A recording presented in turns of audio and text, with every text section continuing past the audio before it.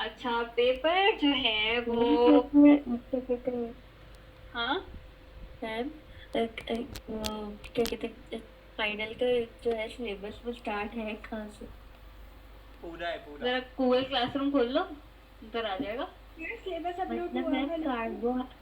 Carbohydrate के बाद से ना। हाँ मेरे से लिपिड ज्यादा ही से। लगी है इस वक्त। Let me know when you can see the screen. आ रही है? Yes yes. हाँ जी। मिस आप जो है प्रैक्टिकल इधर का एक देखो। स्टडी पेपर बना दे, उसमें क्वेश्चंस लिख दे, हम वो फिर पढ़ लेंगे। जी नहीं, ऐसा कुछ नहीं हो रहा। हाँ जी, इधर देख लें, फाइनल एग्जामिनेशन सिलेबस पहला टॉपिक क्या है Rishwa? Lipid metabolism. Lipid metabolism. Lipid metabolism. फिर 5 टॉपिक्स लिखे हुए हैं। लिपिड मेटाबॉलिज्म में फैटी ऑक्सीडेशन यानी बीटा ऑक्सीडेशन और बायोसिंथेसिस ऑफ फैटी एसिड्स दोनों है। कीटोन बॉडी की ऑक्सीडेशन और सिंथेसिस दोनों है। कोलेस्ट्रॉल मेटाबॉलिज्म है, उसकी पैथोफिजियोलॉजी। देन प्रोटीन मेटाबॉलिज्म में यूरिया साइकिल है, de novo synthesis of purine and pyrimidines है। मेटाबॉलिज्म इन स्टारवेशन का मतलब है कि metabolism in metabolic changes in fat state versus metabolic state वाला जो लेक्चर है वो इसमें आएगा, ठीक है। और इंटीग्रेशन ऑफ मेटाबॉलिज्म जो हमने कल फिनिश किया, सही है। ये 5 टॉपिक्स हैं आपके फाइनल्स के। If I have to name the most important topics, then I think I would name lipid metabolism first. उसमें भी ये फैटी एसिड्स वाले सबसे ज़्यादा इम्पोर्टेंट है। Then I think urea cycle priority बता रही हूँ, लेकिन ये है कि आया 5 में से पेपर है, ऐसा नहीं है कि नहीं है, सही है। खोलती जाती हूँ और बताती जाती हूँ कि इसमें क्या क्या इम्पोर्टेंट है, ताकि आप लोग को ये आइडिया हो जाएगा किस चीज़ पे फोकस करना है, ठीक है। सो सबसे पहले, ओहो ये तो रीडिंग मटेरियल खुल गया। ऑक्सीडेशन ऑफ फैटी एसिड्स को हम क्या कहते हैं? दूसरा नाम क्या है ऑक्सीडेशन ऑफ फैटी एसिड्स का? ब्रेक डाउन होता है इनमें। हाँ, लेकिन इसको क्या कहते हैं, कौन सी टाइप की ऑक्सीडेशन है? Beta oxidation. Beta oxidation. तो कहीं पे बीटा ऑक्सीडेशन नजर लिखा हुआ हो तो पता लग जाएगा ना कि हम ऑक्सीडेशन ऑफ लिपिड्स की बात कर रहे हैं, यस यस। ठीक है। ट्राइग्लिसराइड्स की ऑक्सीडेशन कर रहे हैं, ठीक है।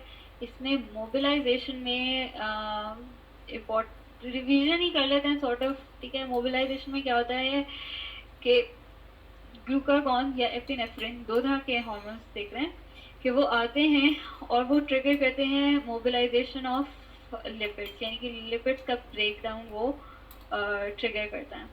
कैसे ट्रिगर करते हैं? जब से ग्लूकागॉन आया, ग्लूकागॉन फॉस्फोराइलेट करता है दो चीज़ों को। एक को फॉस्फोराइलेट करता है HSL यानी हार्मोन सेंसिटिव लाइपेज को, और दूसरा वो फॉस्फोराइलेट करता है किसको? पेरिलिपिन को, ठीक है। दो चीज़ों को फॉस्फोराइलेट करता है, हार्मोन सेंसिटिव लाइपेज और पेरिलिपिन। पेरिलिपिन फर्दर, पेरिलिपिन के साथ एक चीज़ अटैच होती है CGI। जब पेरिलिपिन फॉस्फोराइलेट होगा तो CGI पेरिलिपिन से अलग होगा और वो जाके एक्टिवेट करेगा ATGL यानी एटिपोसाइड ट्राई एसाइलग्लिसरॉल लाइपेज। ये जो ATGL है ये ट्राइग्लिसराइड्स की का ब्रेकडाउन करेगी और फर्स्ट फैटी एसिड चेन को अलग कर देगी। ATGL के बाद जो HSL होता है वो क्या करेगा? डाइसाइलग्लिसरॉल पे एक्ट करेगा और एक और फैटी चेन निकाल देगा, फैटी एसिड चेन। पीछे रह गया एक ग्लिसरॉल और एक फैटी एसिड चेन जिस पे एक्ट करेगा MgL। अब क्या होगा कि इन तीनों की फैटी एसिड चेन्स अलग हो गई हैं और वो तीनों जाएंगी ब्लड स्ट्रीम के जरिए, किधर जाएंगी? लिवर में जाएंगी, ठीक है।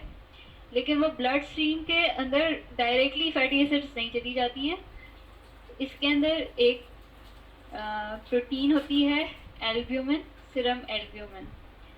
ये जो फ्री फैटी एसिड्स है वो कौन कैरी करेगा? एल्ब्यूमिन। इसके अंदर टेक अवे पॉइंट्स क्या हैं कि मुझे एक बात बताओ कि लिपिड मोबिलाइजेशन या लिपिड मेटाबॉलिज्म मुझे आप लोगों ने बताना है कि कब इनिशिएट होगा। मिस जब क्या कहते हैं ग्लूकोज नहीं होगा ब्रेक एनर्जी के लिए। हाँ प्रोलॉन्ग स्टार्वेशन में। बिल्कुल, शाबाश। ठीक है, प्रोलॉन्ग स्टार्वेशन में होगा। प्रोलॉन्ग स्टार्वेशन में कौन सा हार्मोन एक्टिव होता है? इंसुलिन या ग्लूकागॉन? ग्लूकागॉन। ठीक है, एक और बात बताओ कि ग्लूकोज, ब्लड ग्लूकोज लेवल क्या है? मिस 96 मिलीग्राम पर डेसीलीटर। नहीं नहीं नहीं नहीं मिस गाइस, 96 अगर क्लास खत्म हो जाए ना तो फौरन से इस पे रीजॉइन कर लेना, ठीक है? मिस 96 मिलीग्राम पर डेसीलीटर।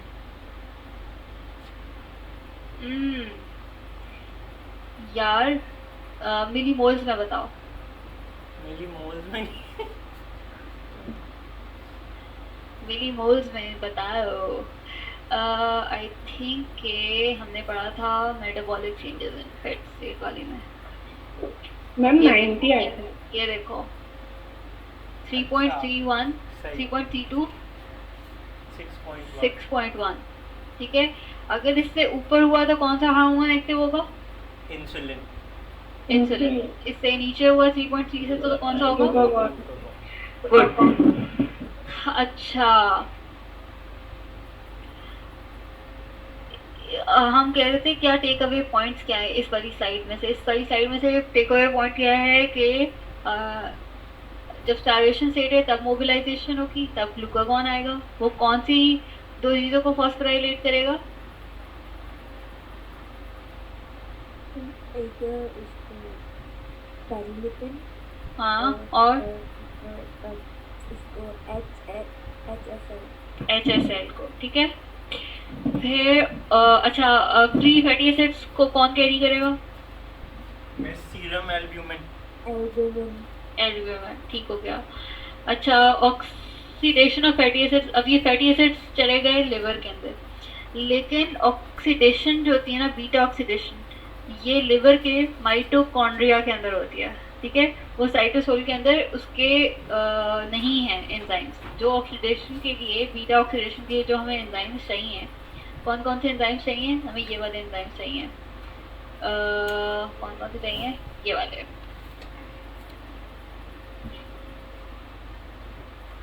एसाइल को ए डिहाइड्रोजनेज, इनोइल को ए हाइड्रेटेज, बीटा हाइड्रोक्सी एसाइल को ए डिहाइड्रोजनेज और एसाइल को ए एसाइल ट्रांसफरेज। ये चारों एंजाइम्स साइटोसोल के अंदर नहीं होते, माइटोकॉन्ड्रिया के अंदर होते हैं। तो इसका मतलब है कि फैटी एसिड्स को साइटोसोल से पहले माइटोकॉन्ड्रिया के अंदर जाना है। तो जो फैटी एसिड्स होते हैं वो डायरेक्टली काम नहीं सकते माइटोकॉन्ड्रिया के अंदर, इसलिए वो कौन सा शटल सिस्टम इस्तेमाल करते हैं? मिस कार्निटीन वाला। कार्निटीन शटल सिस्टम इस्तेमाल करते हैं। इसमें दो तरह के वो पढ़े थे हमने, कार्निटीन एसाइल ट्रांसफरेज 1 और कार्निटीन एसाइल ट्रांसफरेज 2, और ये हेल्प करते हैं in the movement of fatty acids from cytosol to the mitochondria. अब फिर 3 स्टेजेस में होती है। पहली स्टेज होती है आपकी बीटा ऑक्सीडेशन। दूसरी स्टेज में आप जो बीटा ऑक्सीडेशन से हम बनाते हैं बहुत सारे, क्या चीज़ बनाते हैं बीटा ऑक्सीडेशन से? मिस वो बनता है ना वेरी एसिटाइल गुड को। अरमिश। हम बनाते हैं बहुत सारे एसिटाइल को। ये जितनी लंबी चेन होगी ये टूटती जाएगी। 2 2 2 एसिटाइल को में कितने कार्बन होते हैं?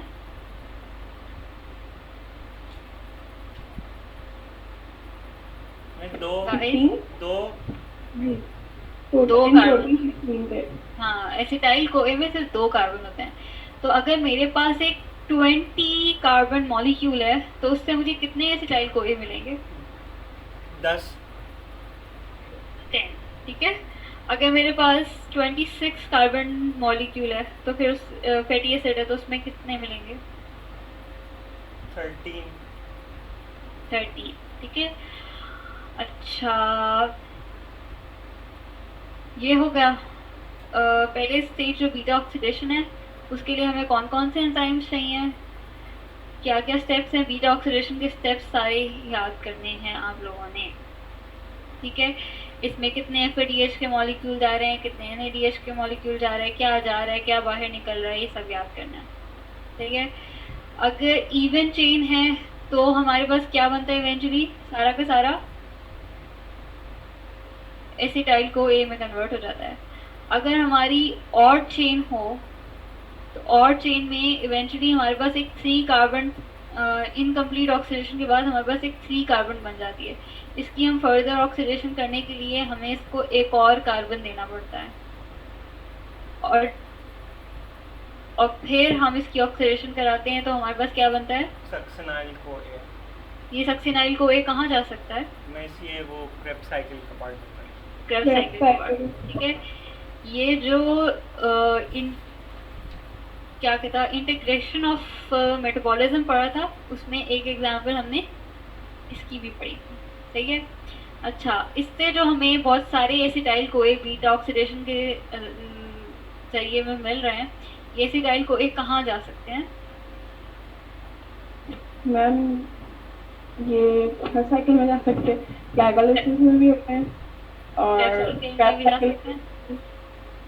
ग्लाइकोलाइसिस में नहीं होते मेरा बेटा, क्लेफ्ट साइकिल में जा सकते हैं, और कहाँ जा सकते हैं, और कीटोन बॉडीज बना सकते हैं और कोलेस्ट्रॉल बना सकते हैं, ये हम आगे देख सकते हैं अभी, सही है। अगर एक पाल्मेट ऑयल जो कि 16 कार्बन की फैटी एसिड, उसकी हम बीटा ऑक्सीडेशन कराते हैं तो हमारे पास कितने मॉलिक्यूल्स ऑफ एटीपी बनते हैं, 108। इसकी कैलकुलेशन वगैरह सब करनी सिखाई थी, वो कैलकुलेशन रिवाइज कर लेना कि किस तरह कैलकुलेट होता है। हो सकता है कि मैं 20 कार्बन या 22 कार्बन चेन डाल दूँ और मैं पूछूं कि इससे कितने एटीपी हमें मिल सकते हैं, ठीक है। वो तो COA को एसिटाइल को एक से डिपेंडेंट होता है ना जी मेरा बेटा, तो आप 6 बता सकते हो ना कि अगर मेरे पास 20 फैटी एसिड चेन है तो उसके ऊपर कितनी दफ़ा वो साइकिल गुजरेगा और कितने उससे NADH और FADH निकलेंगे, और ठीक है, तो उस तरह करके कैलकुलेट करके आप लोगों ने देखना है, ठीक है। So this is it for beta oxidation. Beta oxidation कहाँ पे होती है, कहाँ पे होती है, ये हर पाथवे का देख के आना है, चाहे वो मैंने स्लाइड में लिखा हुआ है या नहीं लिखा हुआ। माइटोकॉन्ड्रिया में, माइटोकॉन्ड्रिया में किस ऑर्गन के माइटोकॉन्ड्रिया में, लिवर के, ठीक है।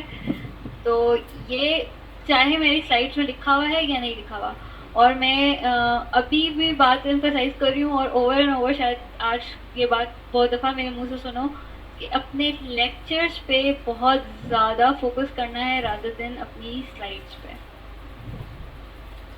क्योंकि आप लोग को पता है कि आप लोग के लेक्चर ज़्यादा डिटेल थे, आपकी स्लाइड इतनी डिटेल नहीं है, सही है। अच्छा, अगला टॉपिक था हमारा बायोसिंथेसिस ऑफ फैटी एसिड्स, बनते कैसे हैं। तो बनते के लिए एक कॉन्सेप्ट जो अपने साथ बांध लो वो ये है, यार ये मुझे लग रहा है 10 बच्चे हैं तो 10 बच्चों के नंबर आएंगे, बाकियों के तो मुझे नहीं लग रहा आने वाला। एनीवेज, एसिटाइल को एक पेरेंट मॉलिक्यूल क्या है, पाइरुवेट, नो। एसिटाइल को एक नहीं, सॉरी, फैटी एसिड्स का पेरेंट मॉलिक्यूल क्या है, फैटी एसिड सिंथेसिस का, वेरी गुड। उसका पेरेंट मॉलिक्यूल एसिटाइल को है, और इलोंगेशन किससे होती है, कौन से मॉलिक्यूल से होती है, नहीं, मेलोनाइल को एसिड, सही है। ये बात याद रखना कि होता क्या है कि ये आपके पास एक एंजाइम कॉम्प्लेक्स होता है जिसके ऊपर सारी सिंथेसिस होती है। इस एंजाइम कॉम्प्लेक्स को हम क्या कहते हैं, इस एंजाइम कॉम्प्लेक्स को हम कहते हैं fatty acid synthase, FAS, FAS1 ठीक है। 1 in case of vertebrates and fungi and 2 in case of plants and bacteria. Anyway, इस फैटी एसिड सिंथेज के ऊपर पेरेंट मॉलिक्यूल आके लगता है। पेरेंट मॉलिक्यूल कौन सा आपका? Acetyl CoA। ये पेरेंट मॉलिक्यूल है, इसके ऊपर इलोंगेशन होती रहेगी, यानी इसके ऊपर over these whole steps, 8 steps है मेरे ख्याल में, इन सब के at the end of this whole cycle इसकी एक इलोंगेशन कंप्लीट होगी, यानी कि ये 2 कार्बन हैं, इसके आगे मजीद 2 कार्बन लग गए, इसके आगे मजीद 2 कार्बन, यानी कि इलोंगेशन के कौन से मॉलिक्यूल्स होती है? इलोंगेशन के लिए आपका आता है मेलोनाइल CoA। लेकिन पेरेंट मॉलिक्यूल आपका कौन सा है? एसिटाइल CoA से मेलोनाइल CoA बनता है। मेलोनाइल CoA इस एंजाइम के लिए कौन सा कोफैक्टर जरूरी है? बायोटिन, ठीक है। Biotin is the cofactor required by the enzyme acetyl CoA carboxylase, और ये रिएक्शन कौन करता है? ठीक है, इसमें ये जरूरी है फैटी सिंथेज को देख लेना और इन स्टेप्स को एक दफा रीड करना। Recording in progress. I think so मुझे इतना भी कोई याद नहीं है कि मैंने क्या दिया, लेकिन आई थिंक सो यही दिया। एंजाइम्स इम्पोर्टेंट हैं गाइस। अच्छा, फिर है आपका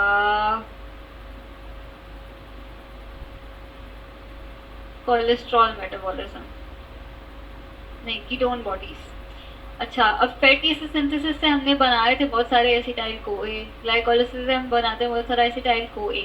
जब ये एसिटाइल CoA बहुत ज़्यादा जमा हो जाता है और इन स्टारवेशन कंडीशंस जब एनर्जी की नीड नहीं पूरी हो पा रही होती है, बिकॉज इतना ग्लूकोज का मॉलिक्यूल नहीं है, तो बॉडी जाता है कि वो दूसरे सोर्सेज की तरफ जाए एनर्जी के।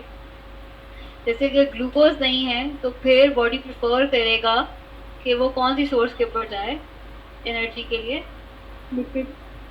लिपिड्स, यानी बीटा ऑक्सीडेशन कराए ज़्यादा से ज़्यादा। लेकिन कुछ ऐसे सेल्स होते हैं जैसा कि ब्रेन सेल्स के जो लिपिड से एनर्जी नहीं ऑब्टेन कर पाते, तो इस कंडीशन में वो एक थर्ड सोर्स के ऊपर जाते हैं जो कि है ketone bodies. Can you guys name the 3 types of ketone bodies that we studied? Armesh, Laiba, yes ma'am आपकी आवाज नहीं आ रही थी। मैं कह रही हूँ, can you guys name the 3 types of ketone bodies that we studied? Ma'am ऐसे sir, di CoA, beta, hydro, oxy butyrate और मिस एक और कोई था। Laiba, miss acetone, yes miss, acetone, acetate and D beta hydroxy butyrate. ये 3 तरह की ketone bodies हैं जिससे ब्रेन सेल्स जो कि फैटी एसिड से एनर्जी नहीं ले पाते in case of absence of glucose, तो वो इनके ऊपर रिलाई करते हैं। ठीक है, ये बनती कहते हैं इस प्रोसेस को कहते हैं कीटोजेनेसिस। इसमें क्या होता है कि सबसे पहले बहुत सारे एसिटाइल CoA, यानी बहुत सारे नहीं, 2 एसिटाइल CoA मिलते हैं and with the reaction of enzyme thiolase ये बनाते हैं एसीटोएसिटाइल। एसीटोएसिटाइल पे एक एंजाइम एक्ट करता है जिसे हम कहते हैं HMG CoA synthase. HMG CoA synthase क्या करता है कि इस एसिटाइल CoA को एक और एसिटाइल CoA से मिलाता है और CoA बाहर निकल जाता है, और फिर जो हमारे पास रिजल्टिंग मॉलिक्यूल बनता है उसे हम कहते हैं HMG CoA। HMG CoA stands for what? बस HMG CoA जो है वो एसिटोएसिटाइल को एक और CoA से मिला रहा है। हाँ, अगर आप तब प्लीज बार बार कह रही हूँ कि अपने लेक्चर्स खोल के देखना, इससे ज़्यादा आसान आई थिंक कि मैंने आप लोग आपके लेक्चर्स में बताया।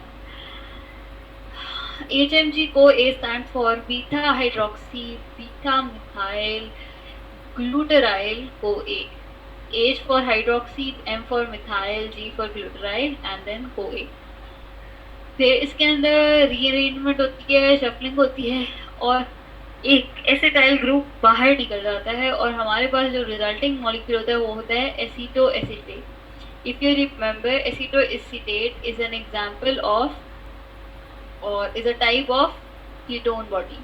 इससे हम बाकी दो तरह की कीटोन बॉडीज बना सकते हैं। अगर हमें एसीटोन बनाना है तो हम उसकी डीकार्बोक्सिलेशन कराएंगे और अगर हमें हाइड्रोक्सी ब्यूटारेट बनाना है तो उसकी हम डीहाइड्रोजनेशन कराएंगे। सही है? मैं ये दोबारा बता एक और दें। रिपीट मैम, करें कीजिएगा।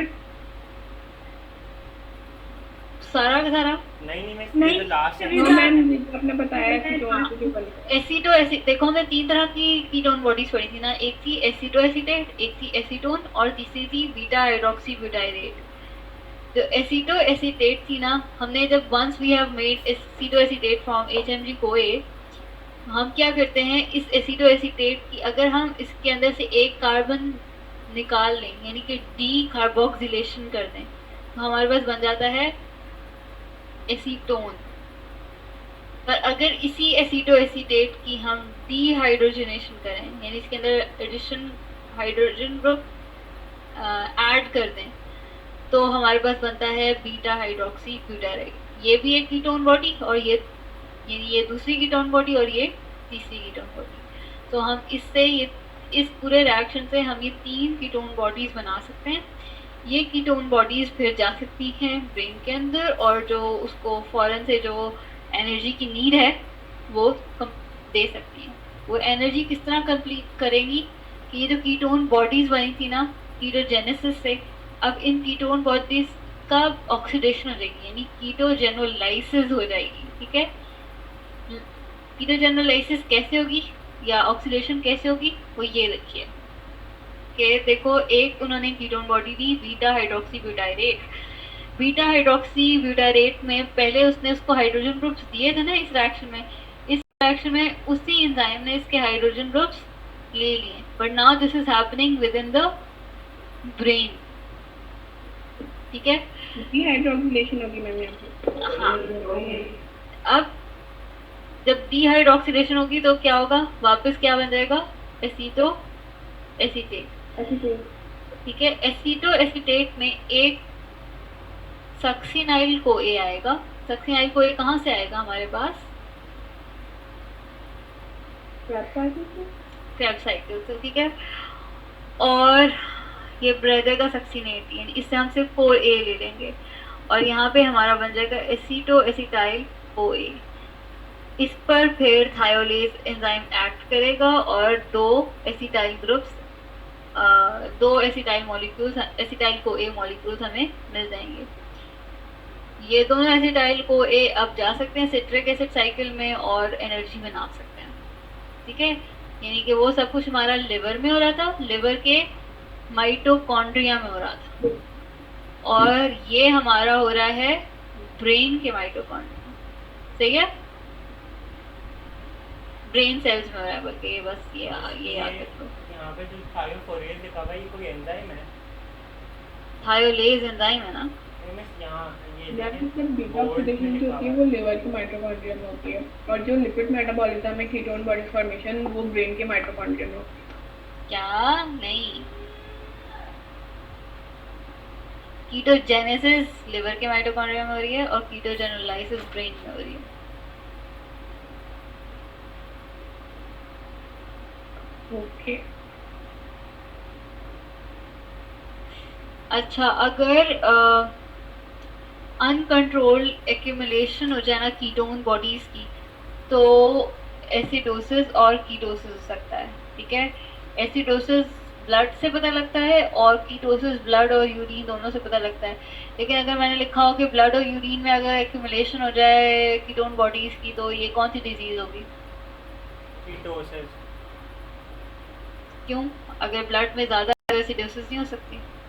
मिस लेकिन वो सिर्फ ब्लड से पता लग सकती है ना, इसमें तो यूरिन में भी आ रही है। हाँ, लेकिन अगर मैं चलो ठीक है, कीटोसिस हो सकती है, ठीक है, मैं I am not arguing over it, लेकिन अगर ब्लड का सिर्फ मैं टेस्ट कर रही हूँ और उसमें कीटोन बॉडी ज़्यादा आ रही है तो पॉसिबिलिटी है ना कि एसिडोसिस और कीटोसिस दोनों हो सकती है। सही। तो मिस सही है। डिफरेंशिएट कैसे करेंगे फिर? भाई तुम लोग क्वेश्चन देख लेना, समझ आ जाएगी होगी क्या डिफरेंशिएट करना। मैम फिर उसके लिए यूरिन टेस्ट भी कर लेंगे ताकि पता चल जाए कीटोसिस है या हाँ, एसिडोसिस है। सही सही सही। अच्छा जी, उसके बाद कीटोन बॉडीज के बाद आपका कोलेस्ट्रॉल था। कोलेस्ट्रॉल मेटाबॉलिज्म या कोलेस्ट्रॉल की सिंथेसिस तकरीबन वैसे ही होती है जैसे कीटोन की सिंथेसिस होती है कि एसिटाइल कोए जब ज़्यादा एक्यूमुलेट हो जाता है तो वो मिलके बना देता है कोलेस्ट्रॉल। यार ये क्या चक्कर है?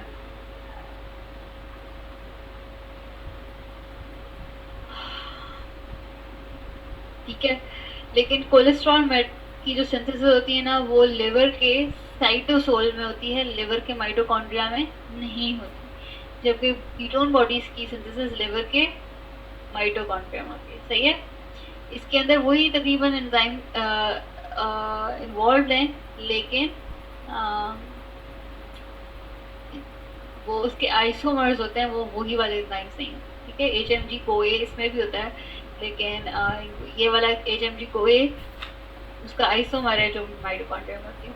कोलेस्ट्रॉल का स्ट्रक्चर देखो तो कोलेस्ट्रॉल के स्ट्रक्चर में 4 फ्यूज्ड रिंग्स होते हैं, इसमें 3 जो होते हैं वो 6 कार्बन होते हैं और एक जो होता है वो 5 कार्बन होते हैं।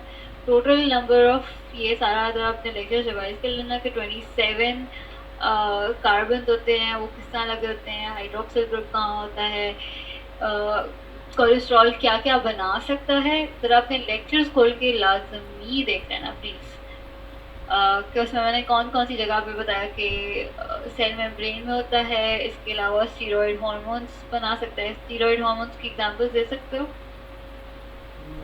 टेस्टोस्टेरोन और एल्डोस्टेरोन, एल्डोस्टेरोन और डाइहाइड्रो एसिटो कोर्टिजोन और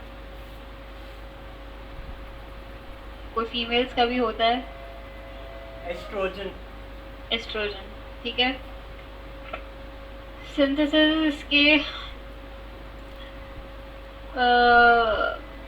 4 स्टेजेस में होता है। पहला स्टेज ये है कि एसीटेट से मेवालोनेट बने, मेवालोनेट से इसका आइसोप्रीन यूनिट बने, ये दूसरा स्टेज है।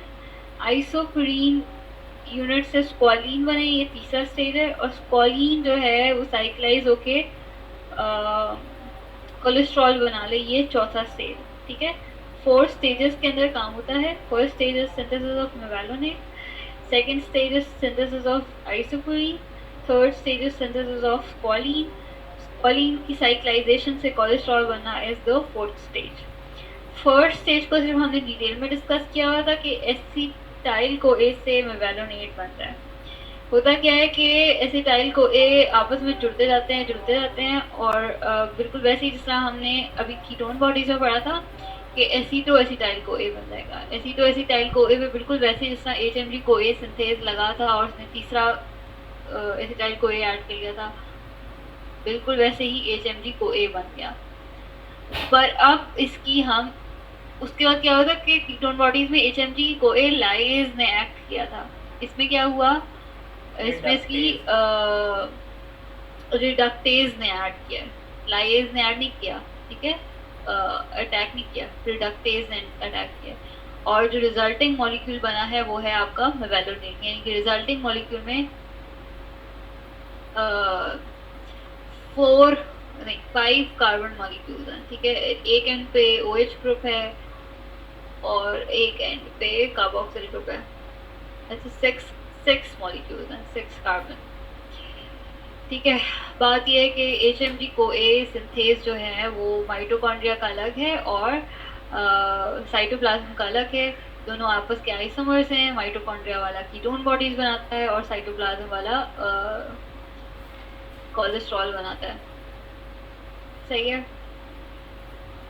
मेवालोनेट से आइसोप्रीन यूनिट्स का बनना एक मल्टी स्टेप प्रोसेस है। इस मल्टी स्टेप प्रोसेस में हम नहीं घुसे थे।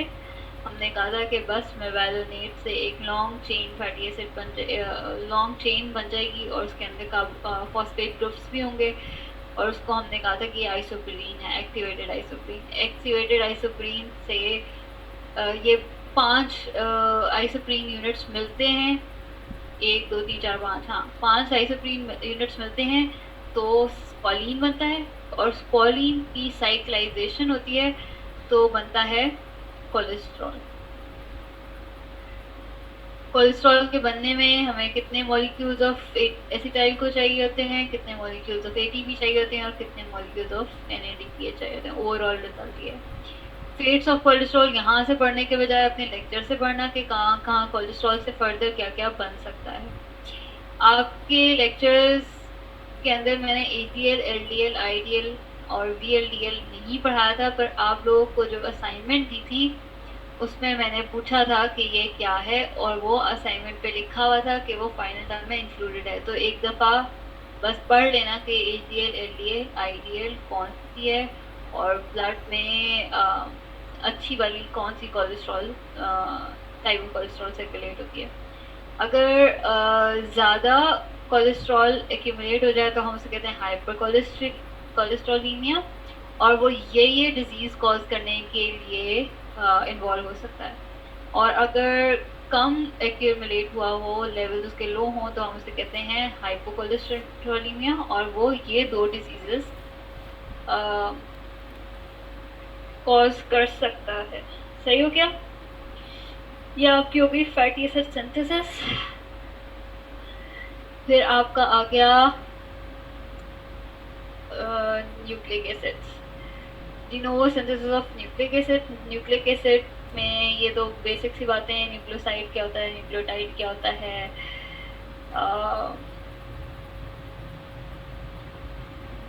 इसमें प्यूरीन्स कौन कौन से हैं, पिरिमिडीन्स कौन से हैं। न्यूक्लिक एसिड्स के अंदर 3 चीज़ें मेन होती हैं, पेंटोज शुगर, फॉस्फेट ग्रुप और नाइट्रोजनस बेस। जो पेंटोज शुगर होती है वो हमें कहाँ से मिलती है न्यूक्लिक एसिड सिंथेसिस के लिए? वो हमें मिलती है एचएमपी शंट से, pentose phosphate pathway, pentose phosphate pathway या एचएमपी शंट से। ठीक है, पेंटोज फॉस्फेट पाथवे का दूसरा नाम क्या था? HMP shunt. ठीक है, ये एचएमपी शंट से हमें जो राइबोज 5 फॉस्फेट मिलती है उसको हम एज इट इज़ नहीं इस्तेमाल कर सकते, उसको हम एक ख़ास मॉलिक्यूल के अंदर फर्स्ट कन्वर्ट करते हैं। उस ख़ास मॉलिक्यूल का नाम है PRPP। PRPP stands for 5 phosphoribosyl alpha 1 pyrophosphate. इससे हम क्या करते हैं, ये जो 2 फॉस्फेट ग्रुप्स होते हैं ये ऐड होते हैं फ्रॉम ATP, और ATP is converted into AMP। तो चाहे वो हम प्यूरीन की सिंथेसिस पढ़ें या हम पिरिमिडीन्स की सिंथेसिस पढ़ें, उन दोनों के अंदर जो राइबोज या पेंटोज शुगर होगी वो PRPP प्रोवाइड करेगा। ठीक है, प्यूरीन्स के अंदर अदर देन हमें PRPP के अलावा और जो चीज़ें चाहिए होती हैं ना, उसके अंदर काफ़ी सारे हमें अमीनो एसिड्स चाहिए होते हैं। ये अमीनो एसिड्स याद करने हैं कि हमें प्यूरीन्स की सिंथेसिस के लिए कौन कौन से अमीनो एसिड्स चाहिए, और पिरिमिडीन्स की सिंथेसिस के लिए हमें कौन कौन से अमीनो एसिड्स चाहिए। ठीक है, एस्पार्टेट, फॉर्मेट, ग्लूटामीन और ग्लाइसिन आपको चाहिए फॉर प्यूरीन सिंथेसिस, जबकि पिरिमिडीन्स की सिंथेसिस के लिए हमें सिर्फ 2 चाहिए थे, एस्पार्टेट और glutamine. I think so, yes. मैं तो वो फिर एलेनिन, अच्छा वो कन्वर्ट हो जाता है। हाँ सही है। अच्छा,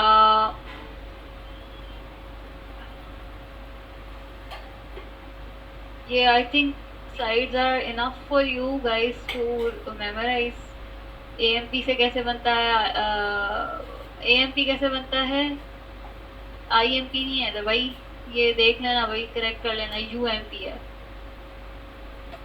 सही है गाइस, ये UMP। अच्छा, वो मैसेज ना करे मुझे कोई अब, biosynthesis of GMP from UMP। मैं ये फ्यूमरेट वो जो RNA फॉर्मेट ये फॉलिक एसिड वाला है। हाँ हाँ। अच्छा,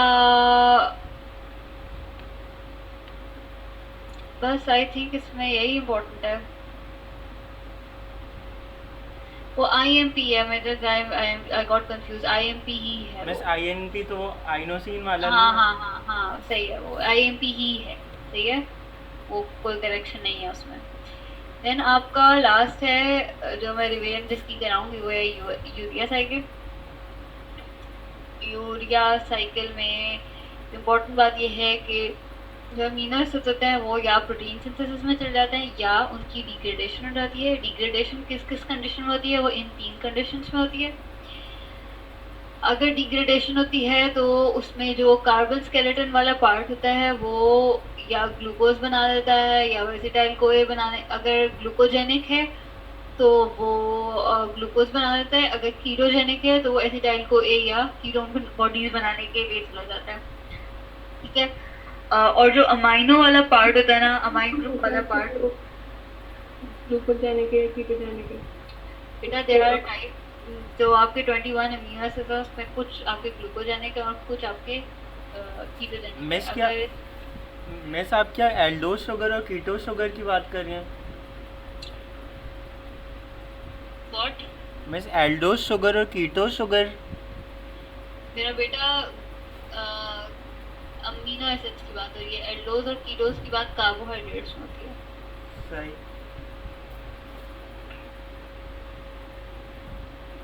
अमीनो एसिड और कार्बोहाइड्रेट्स शुगर्स में कोई फर्क तो है ना? जी जी। अमीनो अमाइन ग्रुप जो होता है वो यूरिया साइकिल में जाता है। अब डिग्रेडेशन कैसे होती है कि कोई सा भी अमीनो एसिड ले लो, एलेनिन ले लो, टायरोसिन ले लो, ग्लूटामीन ले लो, कोई सा भी आप अमीनो एसिड ले लो, वो मिलता है अल्फा कीटोग्लूटरेट से और प्रोडक्ट उसकी बनती है पायरुवेट और ग्लूटामेट। इसके लिए जो एंजाइम इन्वॉल्व है वो है अमाइनो ट्रांसफरेज, और अमाइनो ट्रांसफरेज को एक खास को फैक्टर चाहिए होता है, वो होता है PLP। सही, इस स्लाइड में भी यही बात लिखी है। ये जो ग्लूटामेट बना है ये ब्लड सर्कुलेशन में आता है और ब्लड सर्कुलेशन से फाइनली चला जाता है लिवर में।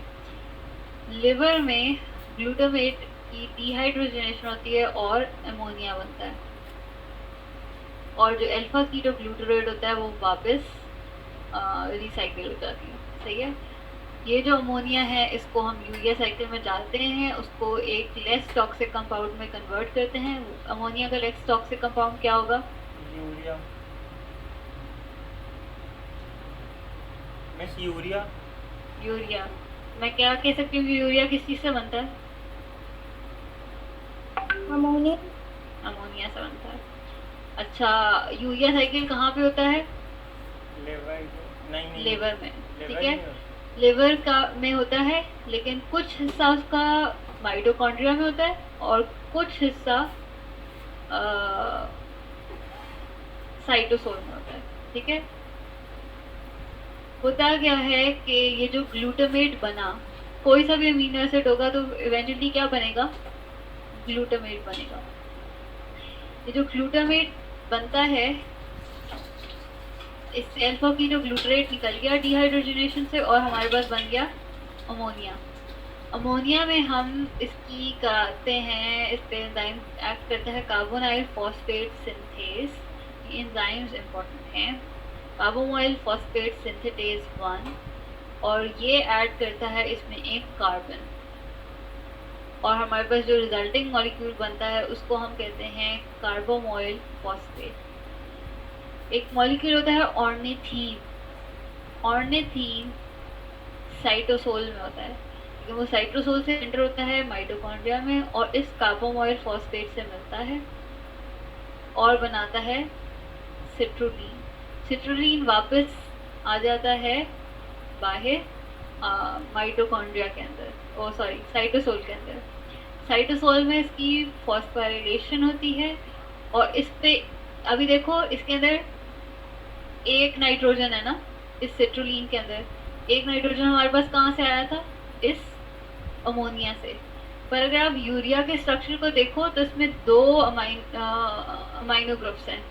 जो दूसरा अमाइनो ग्रुप होगा ना वो हमें देता है एस्पार्टेट, यानी कि एक अमीनो एसिड हमें उसका सेकेंड नाइट्रो ग्रुप देगा। इससे जो मॉलिक्यूल बनेगा वो बनेगा आर्जिनिनोसक्सिनेट। आर्जिनिनोसक्सिनेट कन्वर्ट होता है आर्जिनिन में और इससे निकल जाता है fumarate. Fumarate can be a part of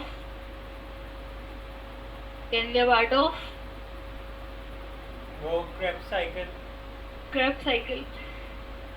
और आर्जिनिन से फिर यूरिया बाहर निकल जाता है और वापस हमारे पास ऑर्निथीन बन जाता है, जो कि यूरिया साइकिल को के लिए रिसाइकिल हो गया। ठीक है, मिस एक मिनट, सबसे पहले हमारे पास जो है वो कार्बोमोइल फॉस्फेट बना था और मिस वो पर ये फर्स्ट स्टेप यूरिया साइकिल का कार्बोमोइल फॉस्फेट बनना नहीं है।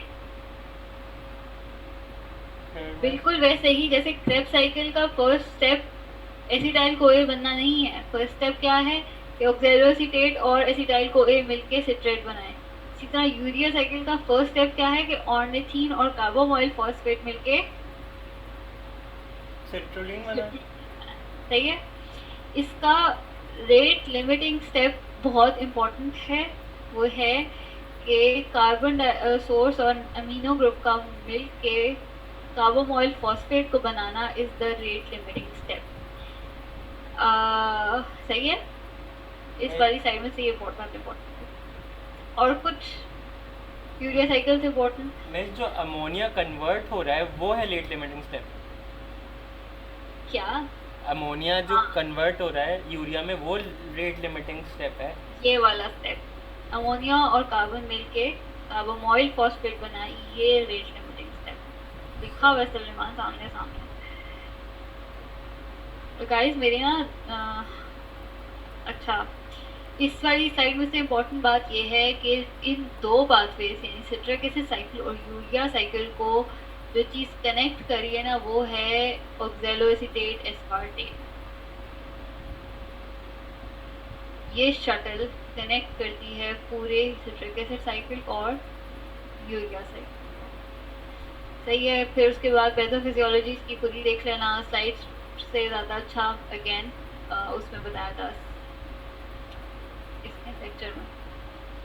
बस metabolic changes in fat state versus इसमें यार बस ग्लूकागॉन कब रिलीज होता है, इंसुलिन कब रिलीज होता है, इंसुलिन को कौन सिक्रीट करता है, ग्लूकागॉन को कौन सिक्रीट करता है, किस टाइप का है, ये तो आसान सा है। ठीक, ये आपको वैसे पढ़ लेना। Think that's about it. इसको यूरिया वाला दोबारा जरा खोल दें। मैं नहीं खोल रही, बस थक गई मैं। ऐसी पूछना तो पूछ लो। मिस वो के यूरिया के अंदर जो 2 अमीनो ग्रुप्स थे उसमें एक तो सेकंड वाला एस्पार्टेट से आया था और पहला वाला जो है वो कहाँ से? माशाल्लाह सलमान, क्या सवाल पूछा है? मिस मैं कंफ्यूज हो रहा हूँ यार ये अमीनो एसिड की डिग्रेडेशन हो रही थी, ये अमीनो ग्रुप अलग निकल रहा था। Yes miss. ये देखो ये अमीनो ग्रुप किसने ले लिया था, ग्लूटामेट ने। सही ये ग्लूटामेट ने सही अमोनिया अलग कर लिया और वापस बन गया। सही ये आ गया ना आपको सही पहला सोर्स। सही है। और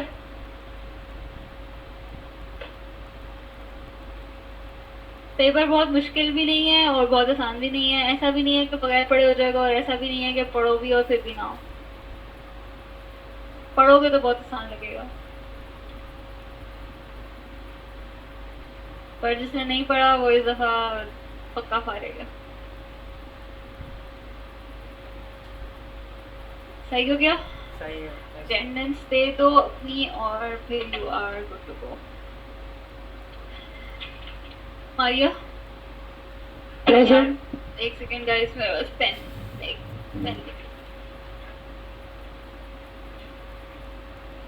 मारिया प्रेजेंट है। Nasibullah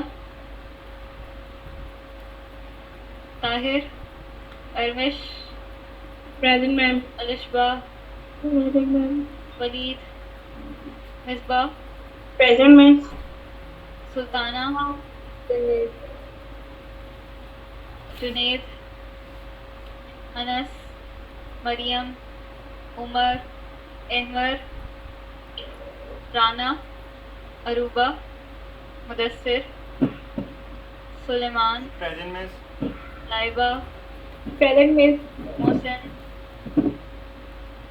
सदीका, present miss. Sania, present. Mukhtawar. मैं इस लेक्चर की कोई रिकॉर्डिंग नहीं दूंगी। ओके बेटे, मैं इस लेक्चर की कोई रिकॉर्डिंग नहीं दूंगी, so don't ask me. Ma'am एक सवाल पूछूं? जी मेरा बेटा। है मतलब बिल्कुल अजीब सा, लेकिन फिर भी मैम ऐसा क्यों होता है कि आधी साइकिल जो है माइटोकॉन्ड्रिया में हो रही होती है और आधी साइटोसोल में? कुछ एंजाइम्स जो हैं वो साइटोसोलिक एनवायरनमेंट में से कंपैटिबल होते हैं, इसलिए वो साइटोसोल में ही रहते हैं, और कुछ एंजाइम्स जो होते हैं वो माइटोकॉन्ड्रिया के एनवायरनमेंट से कंपैटिबल होते हैं, इसलिए वो माइटोकॉन्ड्रिया में काम करते हैं।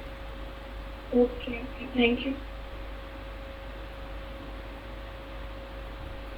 और कुछ जो बीटी के स्टूडेंट्स हैं वो तो फिर मेरे पले आएंगे माशाल्लाह बायोकेमिस्ट्री के लिए, तो मुबारक हो आप लोगों को। मिस अब कौन सा? बेटा मैम मिस बारे में नहीं मैम। दोबारा से रिपीट कीजिएगा। बस सानिया एक ही दफ़ा न्यूज़ मिलती है। मिस अभी दोबारा केमिस्ट्री। ठीक। मिस नहीं करें। अच्छा चलो बस ठीक है, मेरी अगली क्लास का टाइम हो गया है, ठीक है। Good luck with your exam. Miss ये आपने क्या बता दिया? अभी से सोचते रहोगे तो क्या बनेगा। मिस नहीं, मिस हम कब से पढ़ रहे बायोकेमिस्ट्री, आप ही पढ़ाए लेकिन कुछ और। नहीं वैसे मैम बायोकेम टू इजी लगी, पता नहीं क्यों। क्यों बायो की क्या? दोबारा बोलो रमेश। मैं कह रही हूँ बायोकेम 1 से ज्यादा मुझे बायोकेम 2 इजी लगी है, Yes, पता नहीं miss. क्यों।